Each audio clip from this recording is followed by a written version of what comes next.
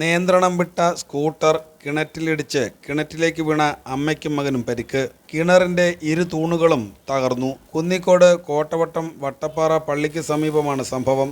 മഠത്തിൽ വടക്കേതിൽ അഞ്ജുവിനും മകനുമാണ് അപകടത്തിൽ പരിക്കേറ്റത്. ഇട റോഡിലൂടെ അഞ്ജു സ്കൂട്ടർ ഓടിച്ചു വരികയായിരുന്നു. ഈ സമയം എതിരെ വന്ന മറ്റൊരു വാഹനം കണ്ട് അഞ്ജു ഓടിച്ചിരുന്ന സ്കൂട്ടർ നിയന്ത്രണം വിട്ട് താഴ്ചയിലെ കിണറ്റിലേക്ക് മറിയുകയായിരുന്നു. വീഴ്ചയുടെ ആഘാതത്തിൽ കിണറിന്റെ ഇരു തൂണുകളും പാളവും തകർന്നു. ഈ സമയം കിണറ്റിൽ അകപ്പെട്ടുപോയ അഞ്ജുവിനെയും മകനെയും സമീപത്തുണ്ടായിരുന്ന തൊഴിലുറപ്പ് തൊഴിലാളികളും മറ്റു പ്രദേശവാസികളും ചേർന്ന് കരയ്ക്കെടുത്തു. പിന്നീട് ഇരുവരെയും ആശുപത്രിയിലേക്ക് മാറ്റി. പത്തനാപുരം ഫയർഫോഴ്സും സ്ഥലത്തെത്തി. മകനുമൊത്ത് ബെഞ്ചേമ്പിലെ ഭർത്തൃവീട്ടിലേക്ക് പോവുകയായിരുന്നു അഞ്ജു. റോഡിന് വേണ്ട രീതിയിൽ പാർശ്വഭിത്തി ഇല്ലാത്തതും അപകടത്തിന് കാരണമായെന്ന് നാട്ടുകാർ പറഞ്ഞു.